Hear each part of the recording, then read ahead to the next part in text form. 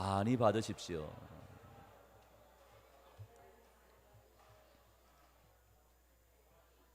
실감이 안 납니다. 새해가 됐다는 게, 그죠? 2024년도가 이제 시작이 되었습니다. 오늘은 믿음의 건축가라는 제목으로 우리 말씀을 잠시 생각해 보려고 합니다. 여러분, 신자들은 믿음의 반석 위에 터를 잡고 그 터의 뿌리를 깊이 내리셔야 합니다. 그래야 인생의 태풍이 불어오고 또 천재지변이 일어나고 사단 마귀가 늘 시비를 걸어온다 해도 그래도 이겨낼 수 있는 거예요. 눈에 보이지 않는 적들과의 영적인 싸움에서 저희는 믿음으로만 승리할 수가 있는 것이죠. 그러므로 저희는 하나님께서 선물로 허락하신 그 믿음을 선물로 저희들은 받지 않았습니까? 그 믿음을 건강하고 아름답게 그리고 튼튼하게 세워가는 믿음의 건축가가 되셔야 합니다. 자, 20절 전반절 말씀인데요. 우리 보면서 같이 읽겠습니다. 사랑하는 자가 너희는 너희의 지극히 거룩한 믿음 위에 자신을 세우며 자신을 건축할 것을 말씀해 주고 있습니다. 여러분, 주변에 보면 한창 건물을 짓고 있는 건축 현장들이 있습니다.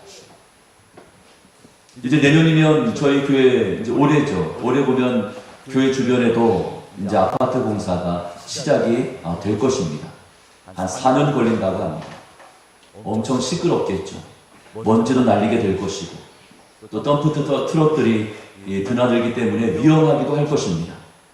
주변이 어수선하고 지나가는 사람들에게 불편을 끼치기도 합니다. 자, 보통 그런 건축 현장 이 앞에 보면 강과 같은 팻말이 세워져 있습니다. 자, 어떤 문구가 있습니까? 공사 중이라 하죠. 공사 중, 통행에 불편을 끼쳐드려서 죄송합니다. 그런 문구들이 이 아파트 여기 현장에 보면 이렇게 팻말로 붙여져 있는 것을 보게 됩니다.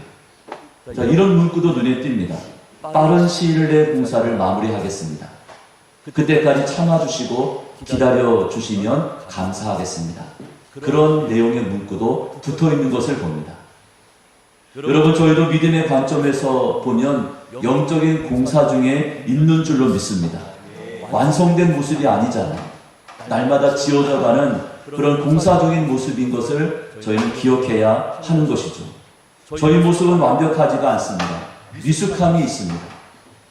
교회를 다니고는 있지만 여전히 인간적인 냄새가 풀풀 풍겨납니다.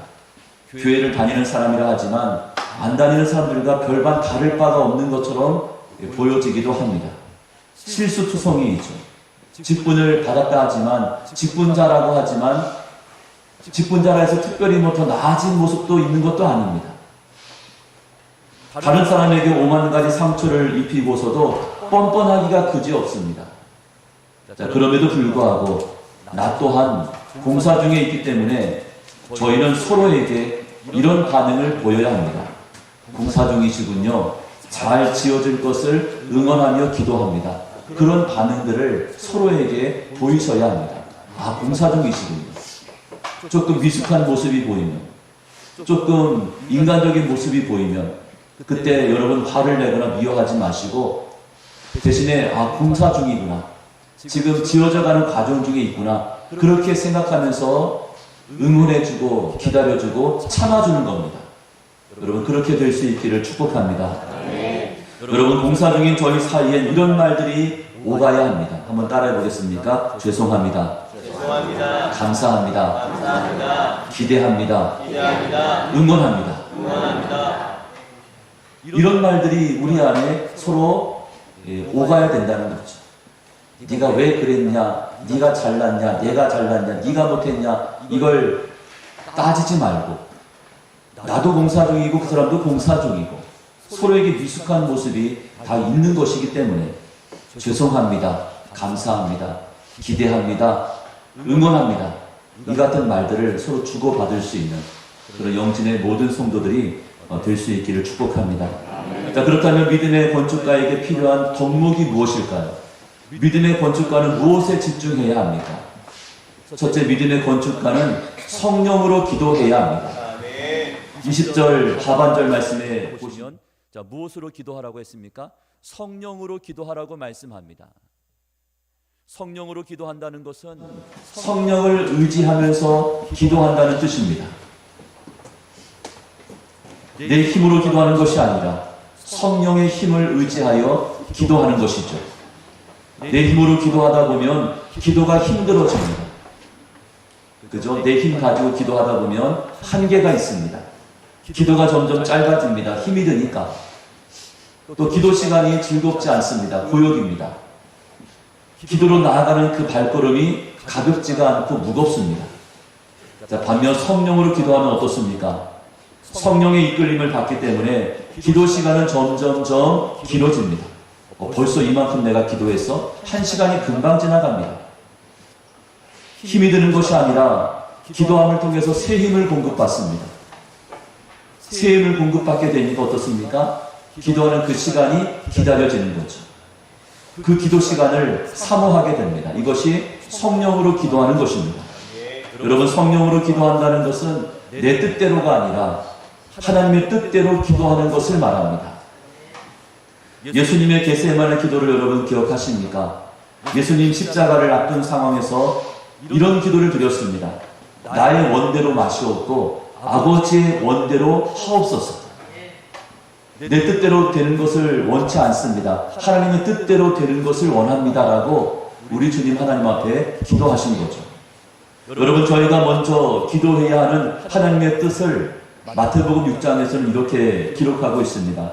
6장 33절에 있는 말씀이죠. 우리 화면 보면서 같이 한번 잘 읽겠습니다. 그런즉 너희는 먼저 그의 나라와 그의 의를 구하라.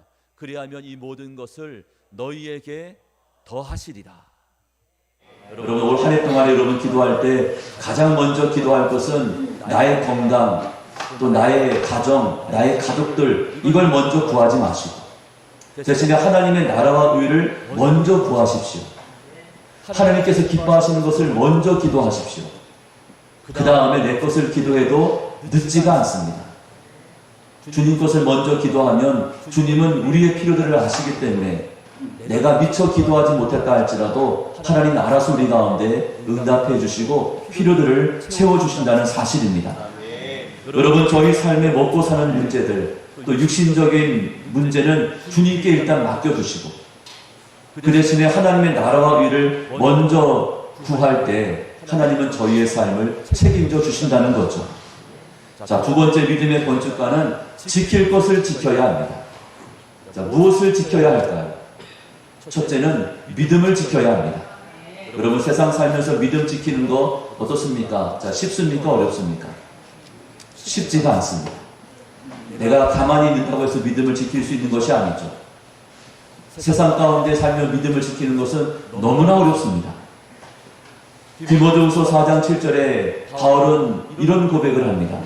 나는 선한 싸움을 싸우고 나의 달려갈 길을 마치고 무엇을 지켰다고 했습니까? 믿음을 지켰으니. 바울의 인생은 믿음을 지키는 인생이었음을 그런 인생 말년에 유언장과 같은 디모데후서에서 이 같은 고백으로 남기고 있는 거예요. 믿음을 지키는 삶이었다. 믿음을 지키는 사역이었다라고 고백하고 있는 것입니다. 그러므로 저희들 믿음의 건축가로서 올 한 해 동안 믿음을 지키셔야 합니다. 두 번째 지켜야 할 것은 우리의 마음과 생각입니다. 생명의 근원이라고 이야기하였죠. 마음과 생각을 지키지 못하면 믿음을 지킬 수 없는 거예요. 마음과 생각을 지키지 못하면 우리 인생은 망가질 수밖에 없습니다. 마음과 생각을 굳건하게 지켜내셔야 합니다. 세 번째 지킬 것이 무엇이냐면 맡은 바 직분과 사명도 지키셔야 합니다. 여러분, 세상 사람들은 상황이 바뀌고 환경이 어려워지면 맡고 있던 거 다 때려치우고 사표 써버리고 떠나버리면 그만입니다. 그러나 믿음 안에서 주께서 맡기신 것들, 그 사명과 직분은 저희가 끝까지 감당해야 할 것들이 있죠. 교회에서 여러분 맡은 직분이 있습니까? 올 한 해 최선을 다해서 그 직분을 감당할 수 있기를 축복합니다. 특별히 직분자들이 자신의 직분을 지키려면 우리 주님처럼 겸손과 순종으로 무장해야 합니다. 우리 주님은 겸손하신 분이셨죠.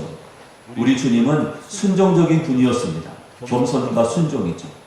저희 또한 마찬가지로 겸손과 순종으로 무장이 될 때 그때 맡은 바 직분을 끝까지 감당할 수 있다는 것입니다. 자, 그런데 우리의 믿음과 또 마음과 생각을 지키고 또 맡은 바 직분과 사명을 지킬 수 있는 그 힘과 은혜의 출처는 다름 아니라 하나님에 대한 사랑 고백입니다. 이 사랑 고백이 멈추거나 그 고백이 식어져서는 안 된다는 것입니다. 여러분, 부활하신 주께서 베드로를 찾아가셔서 베드로에게 던졌던 세 가지 질문이 있습니다. 똑같은 질문이었죠. 어떤 질문이었습니까? 요한의 아들 시몬아, 네가 나를 사랑하느냐? 주님을 세 번이나 부인했던 그 베드로 찾아가서 우리 주께서 확인하고 싶었던 것은 사랑 고백입니다. 네가 나를 사랑하느냐? 네가 나를 부인했느냐? 이걸 물어보신 것이 아니고 네가 나를 사랑하느냐라고 사랑에 대한 부분을 세 번이나 확인해 보신 거죠. 자, 그때 베드로는 우리 주님 앞에 무엇이라고 답을 했습니까? 내가 주님을 사랑하는 줄 주께서 아시나이다. 주님에 대한 사랑만큼은 변함이 없습니다. 근데 당장 눈앞에 죽음이 두려워서 주님을 부인하고 말았습니다. 하지만 사랑의 마음만큼은 지금도 변함이 없다는 그런 고백을 세 번씩이나 하게 됩니다. 여러분, 주님에 대한 사랑 고백에 변함이 없다면 저희는 얼마든지 믿음을 지킬 수 있고 마음과 생각도 지킬 수 있고 또 맡은 바 직분과 사명도 지켜낼 수 있는 줄로 믿습니다. 세 번째, 믿음의 건축가는 인내하며 기다릴 수 있어야 합니다. 21절 하반절 말씀에 기록하였죠. 영생에 이르도록 우리 주 예수 그리스도의 긍휼을 기다리라. 끝까지 인내하며 기다릴 수 있는 것은 나를 향하신 예수님의 긍휼하심과 자비하심이 보장되어 있기 때문입니다. 믿음을 가진 저희들은 우리 주님이 나를 끝까지 기다려 주실 것을 알기 때문에 저희 또한 동일하게 인내하며 기다릴 수 있다는 것이죠. 그런데 믿음의 건축가는 무작정 그저 이를 꽉 깨물고 버티기만 하면서 시간을 때우지 않습니다. 어떻게든 시간만 지나가면 되겠지, 그런 생각을 가지고 있지 않습니다. 대신에 믿음의 건축가는 그 기다리는 그 시간에 무엇을 합니까? 성령으로 기도하는 거예요. 성령으로 기도하면서 믿음 안에서 인내한다는 것입니다. 그 시간에 손 놓고 있는 것이 아니라 마땅히 지킬 것을 지켜내면서 주님의 때를 기다리는 것입니다. 그것이 믿음의 건축가들의 모습입니다. 이제 말씀을 맺고자 합니다. 여러분 모두가 믿음의 건축가가 되어서 우리 주일학교 아이들도 믿음의 건축가가 되는 거죠. 2024년 새해에는 훨씬 더 건강하고 또 장성한 믿음, 그리고 아름답고 성숙한 믿음의 사람들로 세워질 수 있기를 축복합니다. 특별히 사랑하는 여러분의 가족들, 또 여러분의 자녀손들의 믿음 또한 온전하게 회복되고 세워질 수 있도록 믿음의 건축가인 저희가 총대를 내고 책임감을 가지고 앞장서서 그들을 위하여 중보하며 기도해야 합니다. 자, 이렇게 기도하면 좋겠습니다. 자, 가족의 믿음을 위한 이 중보기도 5가지 제목인데요. 우리 화면 한번 띄워주시면, 자, 첫 번째 불신 가족을 위해선, 그러면 그 밑에 있는 기도 내용 여러분들이 읽으시면 됩니다. 자, 제가 먼저 앞에 읽어볼게요. 첫째, 불신 가족을 위해선. 둘째, 낙심 가족을 위해선. 셋째, 믿음이 연약한 가족을 위해선. 네 번째, 힘겨운 시간을 보내고 있는 가족들을 위해선 감당할 만한 믿음의 은사를 선물로 주옵소서. 여러분, 이 같은 제목들이 여러분의 가족들을 위한, 자녀 손들을 위한 여러분의 기도의 제목이 되셔야 합니다.